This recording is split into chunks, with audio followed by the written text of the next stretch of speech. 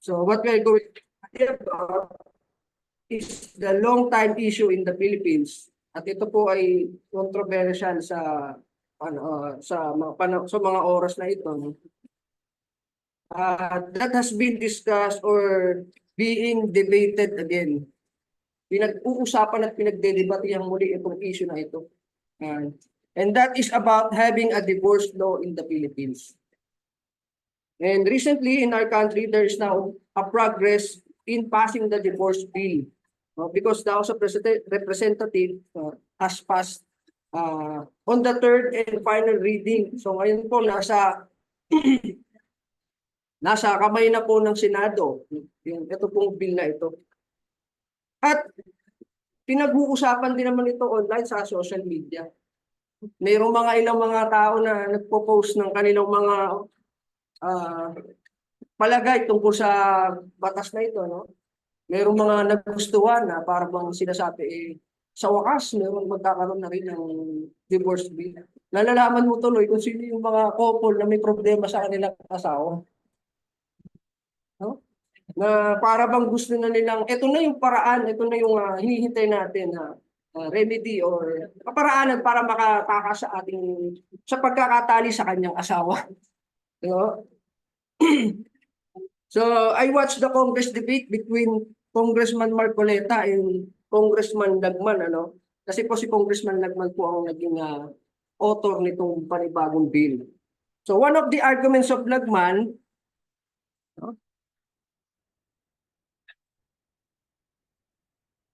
kaya po yung title natin, Marriage, Divorce, and Remarriage. So, sabi ko nga po kanina, one of the arguments of Lagman is that, sabi niya, this bill can provide option for individuals who trap in unhappy and irreparable marriages. So, tinagalog ko po yan mga kapatid. No? At ganito po mababasa sa Tagalog, ang nasabing batas ay maaaring magbigay ng option para sa mga individual na nakulong sa hindi masaya at hindi maayos na pagsasama bilang mag-asawa. Sa Tagalog po ganun. No, yan po yung naging argument siya dahil siya nasa proposition. And he also added, dahil ang Philippines resides in Vatican, Pilipinas na lang ang wala pang divorce sa buong mundo, yun ang sabi niya. Kaya sabi niya, it signals the imminent liberation for Filipino wives who are entombed in toxic, abusive, and long-dead marriages. Sabi niya, sa Tagalog po, ganito ko po mababasa. Ito ay hudyat ng malapit ng paglaya para sa mga Pilipinong kababaihan na nabaon sa nakakalason, mapang-abuso, at matagal ng patay na pagsasama bilang mag-asawa. Sabi niya, no? Whereas, doon naman sa kanyang kadibating si Congressman Marcoleta, he quoted one of the passage in the Bible and saying, at kinuha niya ho ito sa talata doon sa Aklat ni Malakay, chapter 2, verse 16, sa Tagalog niya po ito binasa. Sabi niya, sapagkat aking kinapupuotan ang paghihiwalay, sabi ng Panginoon, ng Diyos ng Israel. At siya na nagtatakip ng kanyang damit na may karahasan, sabi ng Panginoon ng mga hukbo, kaya't ingatan ninyo ang inyong kalooban na huwag kayong magsalita ng may paglililo. No? Sabi niya, kung ang Diyos nga ay napupuot sa diborsyo, sa paghihiwalay, sino tayong mga tao para gumawa ng isang batas, para isulong ito, o para mangyari ito? Yun ang kanyang argument. No? At sa debate ho talaga tungkol sa divorce, hindi po talaga maiiwasang mag-cite ng Bible, no? Sumangguni sa Biblia yung mga yung mga lumalaban sa bill na o sa paggawa ng divorce law. Kasi po ang aral po talaga ng kasal, no, ng marriage, ay galing po talaga yan sa Diyos. Simula pa ng una, no? Na mapag-aaralan at mababasa sa aklat din po ng Genesis sa pasimula. No? And he also used the passage in Matthew chapter 19 verse, kundi isang laman ang pinapagsama nga ng Diyos ay huwag papaghiwalayin ng tao. So talagang no one can separate the people who are being united by God. Sabi niya, wala talagang hiwalayan ito, permanent ito, sabi niya. Walang makakapaghiwalay na tao ang pinagsama ng Diyos, ang sabi niya. Naalala ko nga po sa passage na ito yung nabasa kong greetings ni kapatid na Romeo Tabuno sa kanyang asawa, si Sister Iya. No? Sila po ay nagdiriwang po ng wedding anniversary kahapon. So, kinote po ng kanyang asawa itong verse na ito at ang sabi nga po doon, hindi na sila dalawa, kundi isang laman. Ang pinapagsama nga ng Diyos ay huwag papaghiwalayin ng tao. So, binabati ko po ulit kayo, sis. Happy wedding anniversary po at kay Brother Romeo Taborno na nakikinig po sa online. So, ayan. So, ginamit niya rin yung laging ginagamit na marriage vow, which is being used in the marriage ceremonies, and he quoted till death do us part. Ito, till death do us part na to, na ginagamit mostly sa mga marriage ceremony. And he parallel to the Romans chapter 7 verse 2 to 3. And it says, sapagkat ang babae na may asawa ay itinali ng kautusan sa asawa, samantalang ito ay nabubuhay. Datapwat kung ang asawa ay mamatay, ay kalagna sa kautusan ng asawa. Kaya nga kung samantalang nabubuhay ang asawa, siya'y makikisama sa ibang lalaki, siya'y tatawaging mangangalunya. Datapwat kung mamatay ang asawa, ay laya na siya sa kautusan. Ano pat siya'y hindi na mangangalunya, bagamat siya'y makisama sa ibang lalaki. So talagang till death do us part, sabi niya. Kamatayan lang ang magpapatid ng tali dun sa magkasawa. Yun ang kanyang argumento, no? Dahil ang asawang natatali sa mantalang buhay, natatali ng kautusan. Yun ang sabi niya. So, mamaya po, mababasa po ulit natin yan as our studies.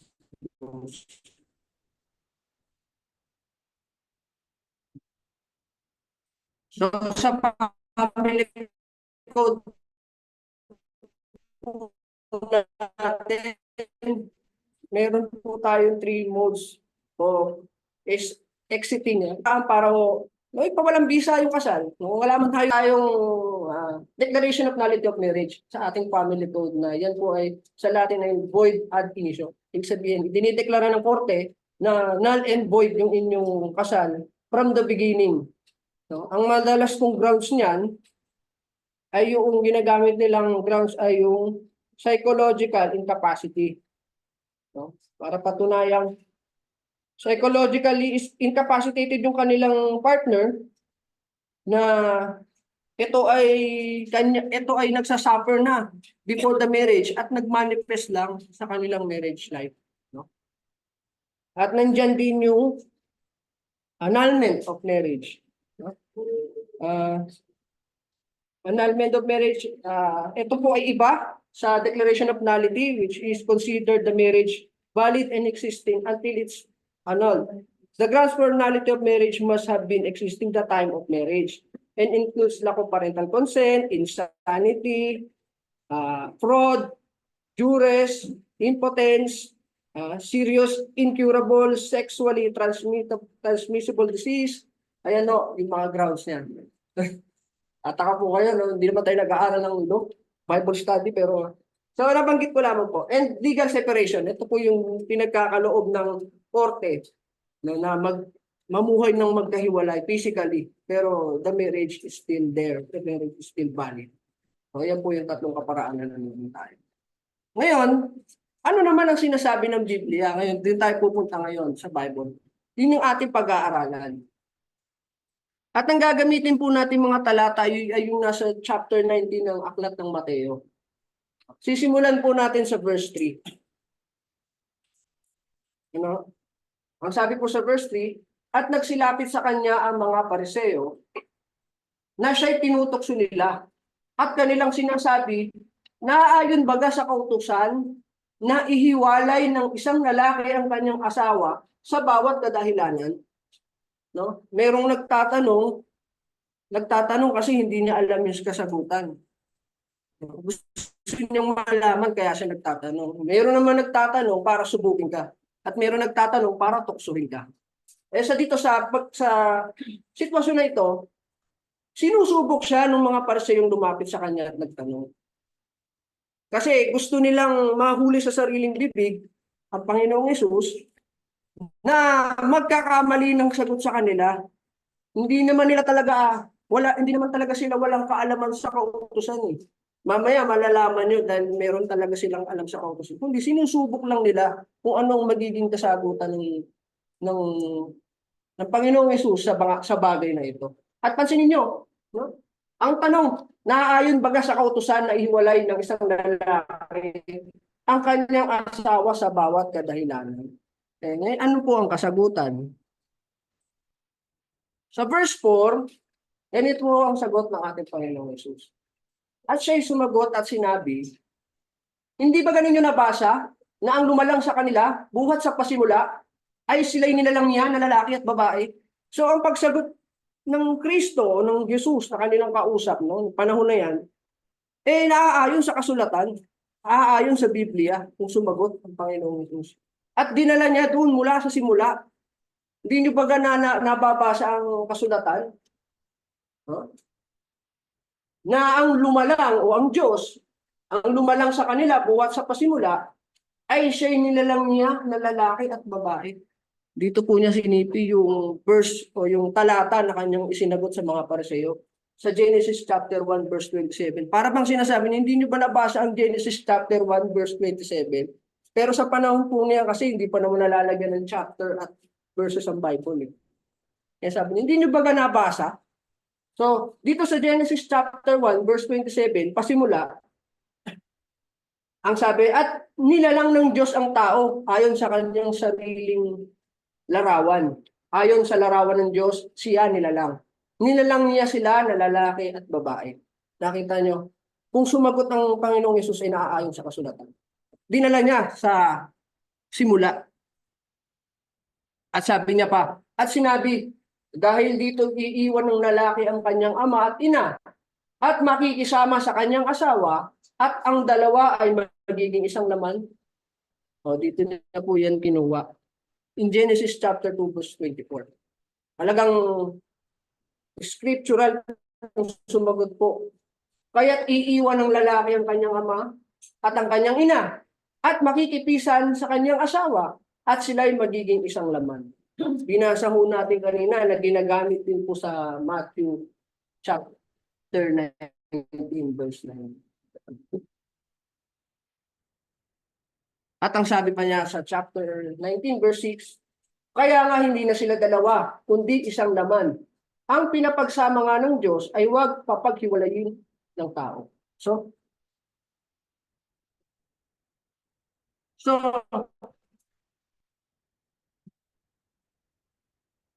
no? At mababasa rin natin sa Malakay 2:15, at hindi baga siya'y gumawa ng isa. So bago ko po ituloy yung pagbasa, ang konteksto po ng talatang ito ay naging taksil ang mga Israelita sa kanilang mga asawa at sa Diyos. Nagkaroon sila ng nag-asawa sila sa mga babaeng sumasamba sa mga Diyos-Diyosan. Kaya naging taksil sila sa Diyos at nagdala sila ng mga hindi maganda sa bansang Israel, sa bayan ng Israel. Kaya ang sabi ng Diyos, ang sabi sa talata ng Malakay, hindi baga siya gumawa ng isa? Ano po yung tinutukoy na isa dyan? Yung mag-asawang pinag-isa ng Diyos. No? Yun po yung konteksto niya. Kaya ang sabi, at hindi baga siya gumawa ng isa, bagaman siya'y may labis na espiritu, at bakit isa? Kanyang hinanap ang lahing maka-Diyos, kaya't ingatan ninyo ang inyong kalooban at huwag nang manglilo laban sa asawa ng kanyang kapatid. No? Huwag nang magtaksil sa ibang translation, huwag nang magtaksil sa kanyang asawa nung siya'y bata pa. So, dahil nagkaroon nga sila ng mga iba pang asawa. Kaya dun po sa talatang ang dalawa, hindi po sinabing 3, 4 o 5 ay nagiging isa. Kaya hindi po sang-ayon sa Biblia yung mga ibang reliyon na nagtuturo ng polygamy, na magkaroon ng higit sa isang asawa. Dahil lang dalawa, malinaw po sa Biblia, lalaki at babae, na pinagsama ng Diyos, di na sila dalawa kundi nagiging isang laman. No?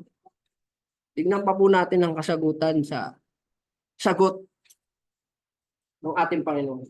Ito ho, nagtanong po uli ang mga Pariseo. Follow-up question sa mga kasagutan ng ating Panginoon.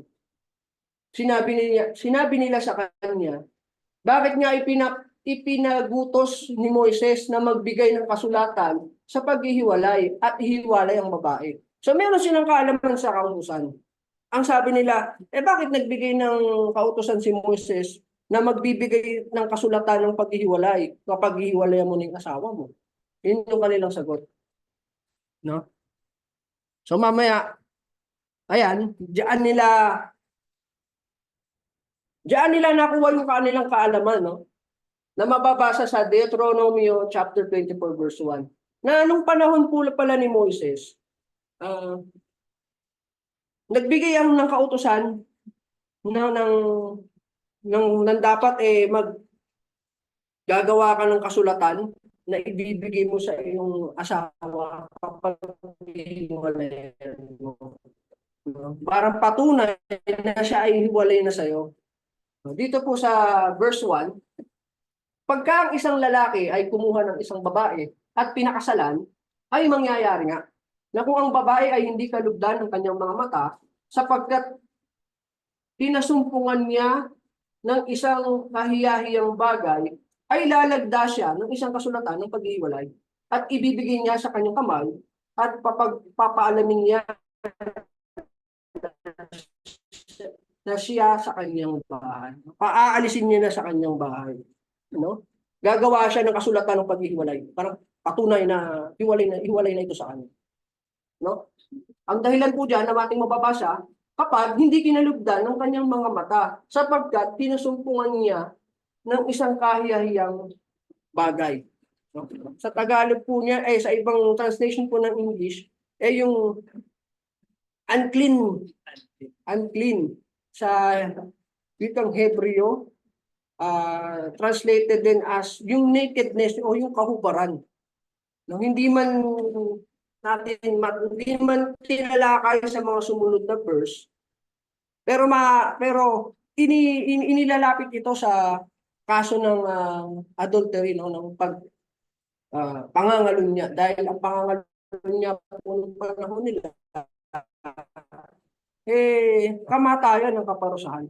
Ito yung mga bagay na masasabing mga bagay na hindi kasusumpungan, no, sa mga mata ng isang lalaki dahil ito ay kahiyahiyang bagay.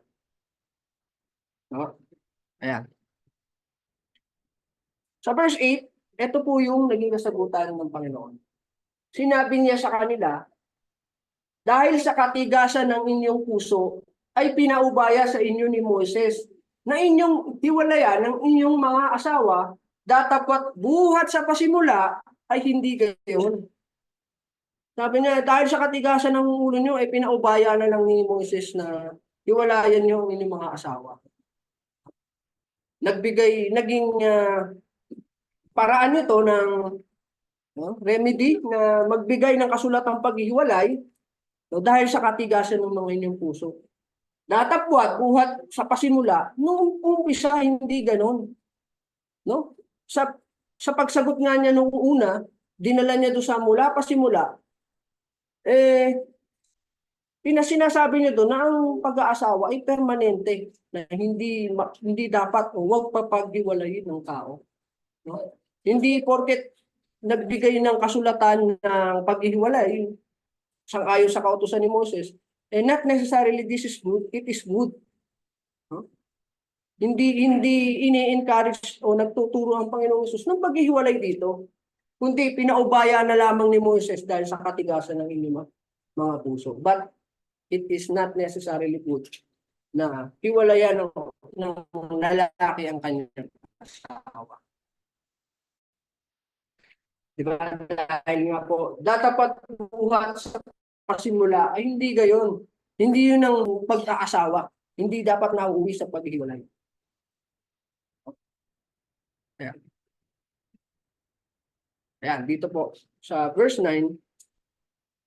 At sinasabi ko sa inyo, sino mang ihiwalay ang kanyang asawang babae, liban na kung sa pakikiapid, ay mag-asawa sa iba, ay nagkakasala ng pangangalunya. At ang pag-aasawa, at ang mag-asawa sa babaeng niyaon, na hiniwalayan ay nagkakasala ng pangangalunya. So dito nagbigay ng isang ground for for paghihiwalay ng Panginoong Hesus. Ang naghihiwalay sa kanyang asawang babae at mag-asawa ng iba, sabi niya, nagkakasala ng pangangalunya. No, maliban na kung ang dahil ay ang pakikiapid. Kung ang dahilan ay pakikiapid, hindi ito applicable. No? At ang mag-asawa sa babaeng niyaon na hiniwalayan ay nagkakasala din ng pangangalunya. Ayun ang sabi. So, dito sa verse na ito, iisa lamang po ang binigay na grounds ng Panginoong Hesus. Kung hindi pakikiapid ang dahilan, nagkakasala ng pangangalunya ang hiwalayan niya ang kanyang asawa at mag-asawa sa iba. At ang parallel verse po niyan ay nasa Mark chapter 10. Babasahin ko din po sa inyo. Chapter 10, verse 11 ng Mark. At sinabi niya sa kanila, ang sino mang lalaki na ihiwalay ang kanyang asawa at mag-asawa sa iba, ay nagkakasala ng pangangalunya laban sa unang asawa. At kung ihiwalay ng babae ang kanyang asawa at mag-asawa sa iba, ay nagkakasala siya ng pangangalunya. No? Vice versa ho, na kung ang lalaking inihiwalay ang kanyang asawa, nag-asawa sa iba, nagkakasala siya ng pangangalunya laban sa una niyang asawa. Ganon din po sa babae, no? Na inihiwalay ng babae ang kanyang asawa at mag-asawa sa iba, ay nagkakasala siya ng pangangalunya. Parehas pong nagkakasala.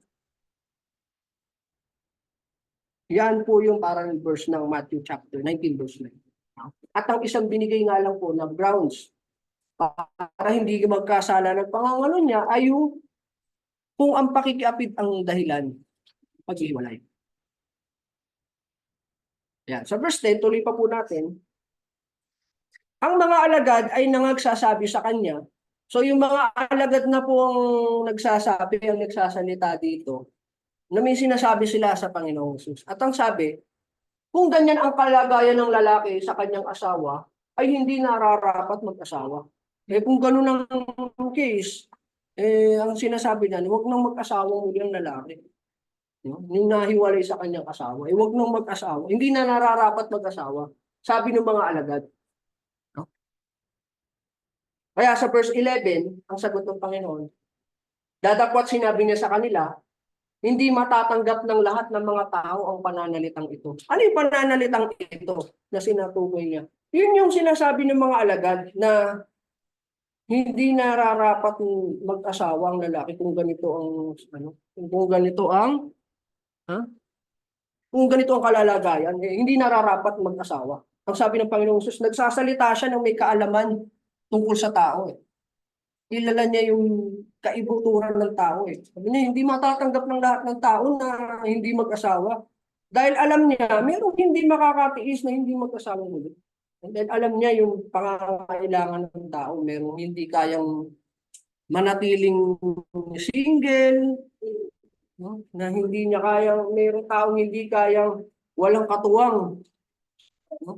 Mayroong mga tao na hindi kayang walang katabi sa gabing malamig. Alam mo yung Panginoon Diyos na hindi matatanggap ng lahat ng tao itong pananalitang ito na hindi na nararapat mag-asawang muli. Yung sa madaling salita. Yun po yun. No? At dun sa kasunod na sinabi niya, kundi niya ang mga pinagkalooban. Ngayon ang tanong, sino po yung mga pinagkalooban? Sa susunod na verse po, sa Matthew chapter 19 verse 12, ito yung mga bating, yung eunuch. Mamaya pataalamin natin yung ibig sabihin ng eunuch o yung bating.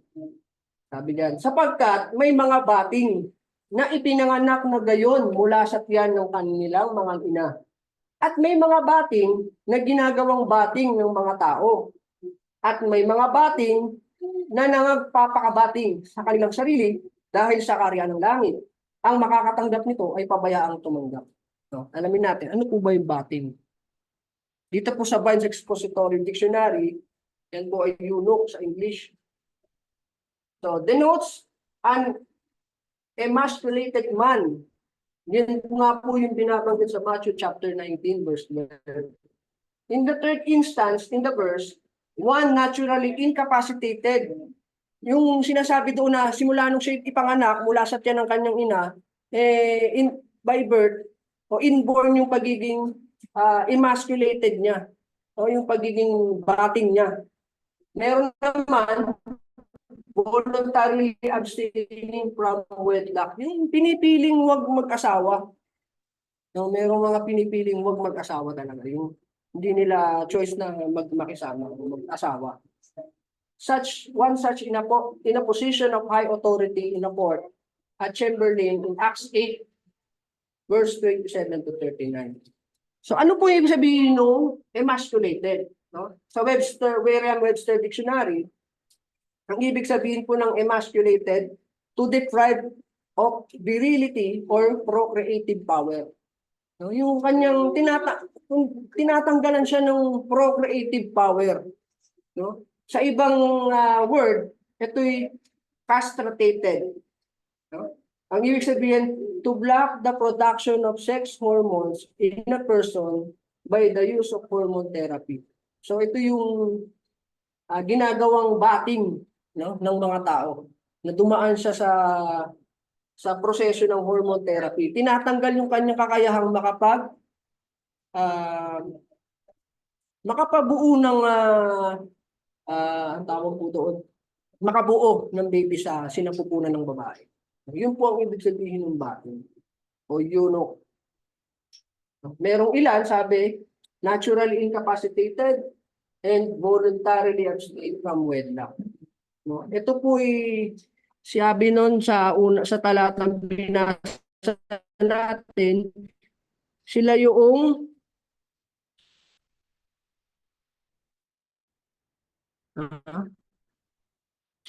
mga pinagkalooban. No? So bakit po sila pinagkalooban? No? Ayon po sa ating nabasa. Ang dahilan po niyan,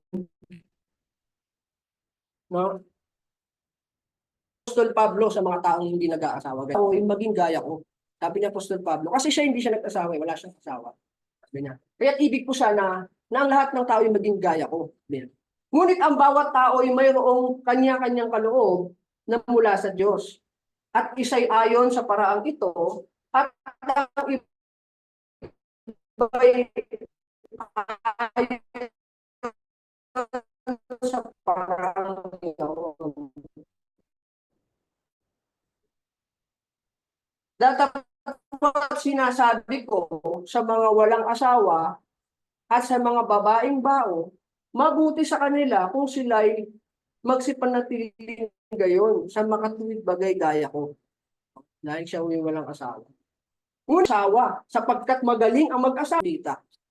Sabi niya, dun sa mga katulad niyang walang asawa, mga babaeng bao na sa English ito yung widow, na namatayan ng asawa, ano, mabuti sa inyo na manatiling gayon. Kapag pigil na mag-asawa, sabi niya, magaling na mag-asawa kaysa maningas ang pita. Kaysa naman magkasala ka, no, makipagsiping ka na kung kani-kanino, magningas ang iyong pita. Ang sabi, magaling ang mag-asawa kaysa magningas ang pita kung hindi ka makapagpigil. Yun ang sabi. No? Pero, ini-encourage na dito na kung ikaw ay single, mabuti, manatili ka sa pagiging gayon. Yun nga ang sinasabi ng Panginoong Hesus Hindi nga lahat kayang tanggapin.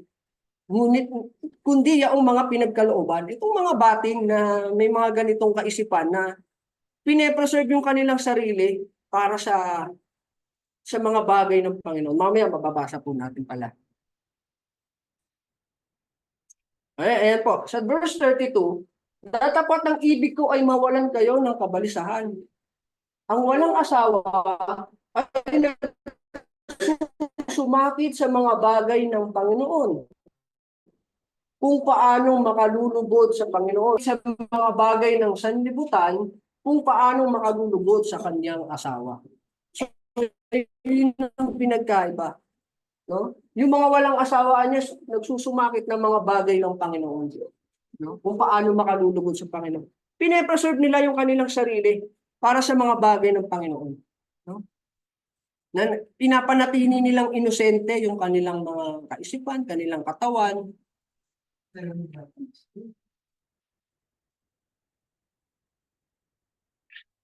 Ayun. Na kung ihahalin tulad nga sa bata na inosente, no? Kapag tayo kasi ay meron ng karanasan, ano, hindi na tayo inosente dahil meron ng karanasan, meron na tayong mali siya sa pagtingin sa tao.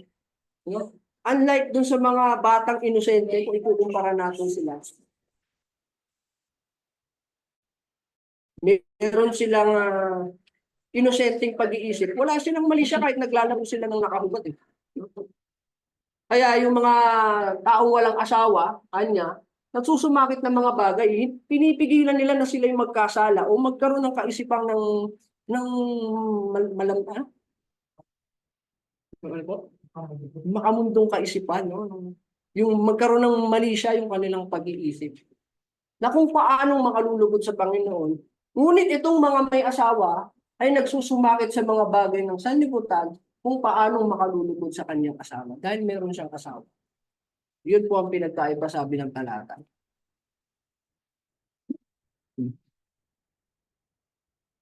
So, ayan po. No? So, sa tanong na, bakit po sa panahon natin nagsusulong ng divorce o paghihiwalay? Ng batas para sa paghihiwalay ng mag-asawa.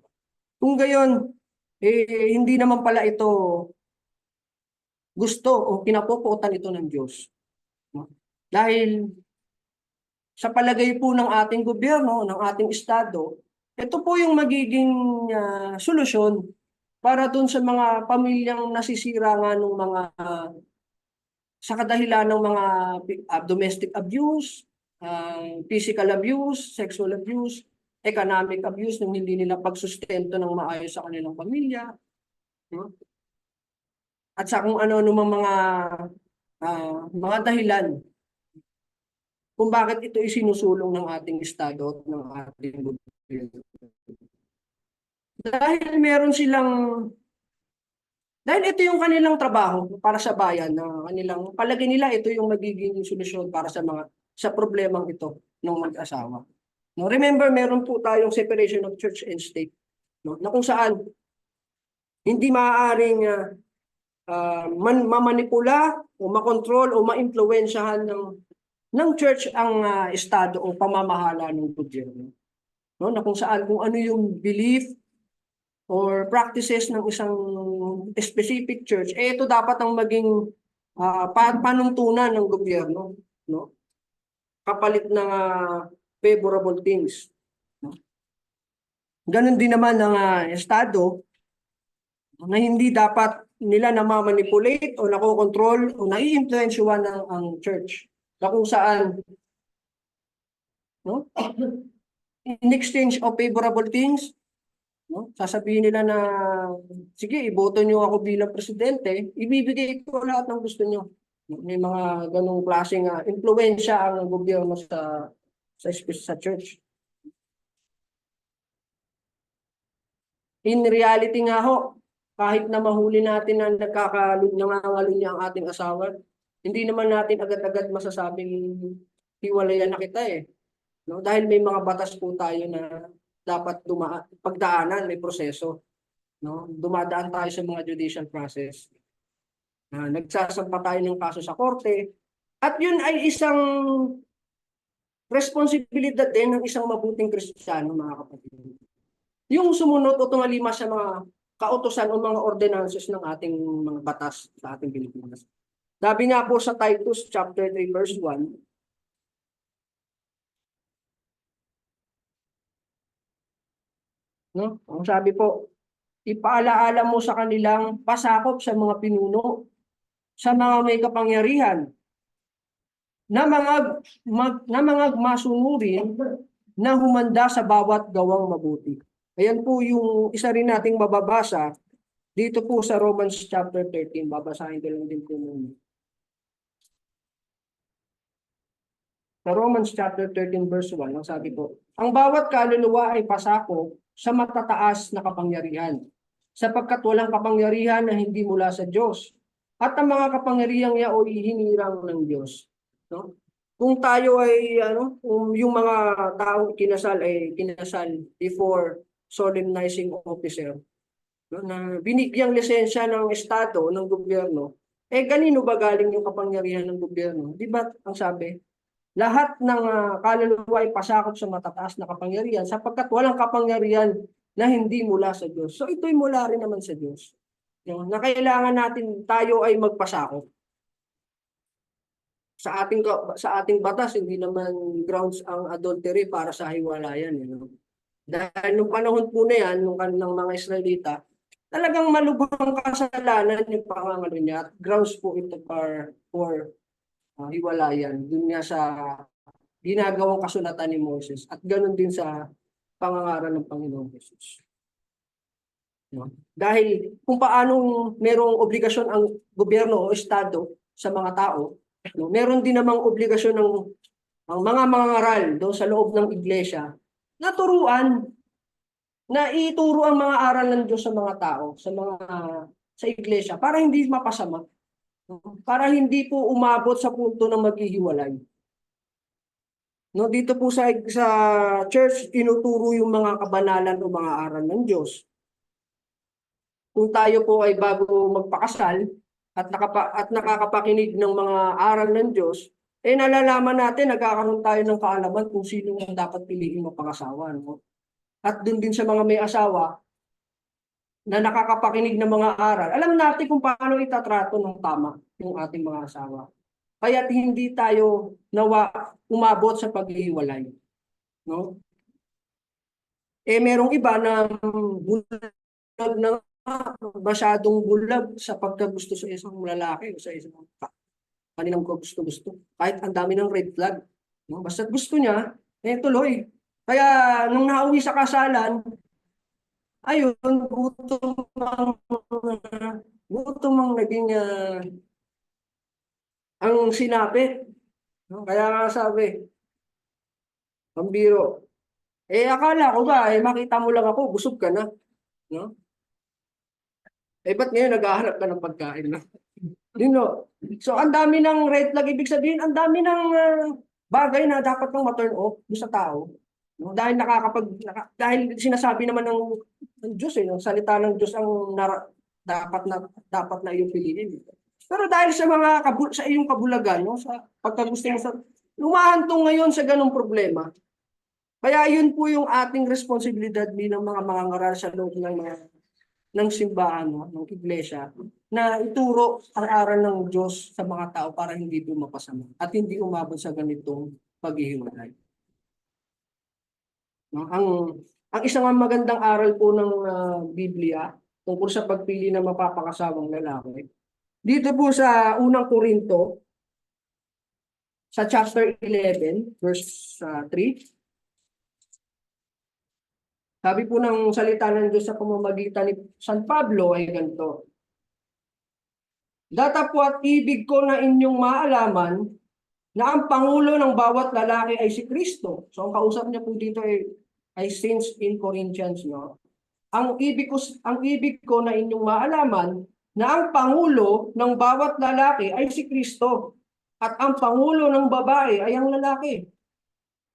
At ang pangulo ni Kristo ay ang Diyos. No? So, napakagandang aral na dapat natin piliin pala bilang mag-aasawa. No? Magpipili ng isang lalaki. Dapat ang lalaki, ang pangulo niya ay si Kristo. No? Dahil kung ang pangulo niya ay si Kristo, hindi po yan lasinggero. Hindi po yan babaero, hindi po yan sugalero. So, lahat ng kalayawan hindi niya gagawin dahil ang pangulo niya ay si Kristo. At ang kanyang kaalaman ng pag-ibig sa kanyang asawa, mababasa po natin sa Epeso.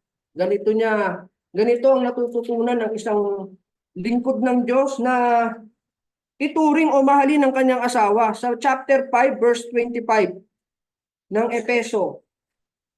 Ganito po ang nakasulat. Mga lalaki, ibigin ninyo ang inyong asawa gaya naman ni Kristo na umibig sa iglesia at ibinigay ang kanyang sarili dahil sa kanya. No? Yun yung good example ng pagmamahal o pag-ibig sa iyong asawa na gaya ni Kristo na minahal ang iglesia na ibinigay ang kanyang sarili para sa mga ito. Sa verse 28, mas maganda po. Gayon din naman nararapat ibigin ng mga lalaki ang kanya-kanyang sariling asawa na gaya ng kanyang sariling mga katawan. Ang umiibig sa kanyang sariling asawa ay umiibig sa kanyang sarili. Paano mo ba iniibig ang iyong sarili? Di ba't ayaw mong magugutom ang iyong sarili? Kung hindi mo gustong magutom ang iyong sarili, hindi mo rin hahayaang magutom ang iyong asawang babae. Kung ayaw mong nasasaktan, hindi mo rin gusto na dapat masaktan ang iyong asawa. Kung ikaw ay nilalamig, no, kailangan ng damit, ibinili mo ang sarili mo, dapat bilhin mo rin yung sarili mong asawa. Dahil kung paano mo iniibig ang iyong sarili, ganun mo rin dapat iniibig ang iyong asawa.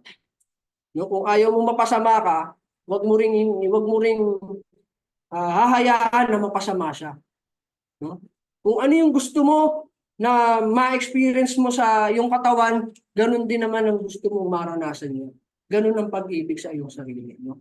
Ganun yung pag-ibig na pwede mong ibigay sa iyong asawa. No? Ganun din naman sa mga babae na iyong pipiliin kung ikaw ay mag-aasawa. Eh piliin mo yung sinasabi din ng Biblia na magpasakop sa iyo. Dahil yun ang disenyo na gusto ng Diyos na mangyari sa atin mga kapatid. Na kung paano ang ulo ng lalaki ay si Kristo, ang ulo ng babae ay ang lalaki, at ang ulo ng lalaki ay si Kristo, at ang ulo naman ni Kristo ay ang Diyos. Sa mga babae po na yung handang magpasakop sa kanyang asawa. Hindi gaya rin ng nababasa natin sa Kawikaan, no? Yung mga madadaldal na babae na mas mabuti pang tumira ka sa ilang kaysa makisama sa mga babaeng palaaway. Mababasa po natin sa Kawikaan. At meron pa po ba? Meron pa po ba tayong gustong idagdag? Ang tanong sa ating lesson? Or gustong correction, comment? Yan.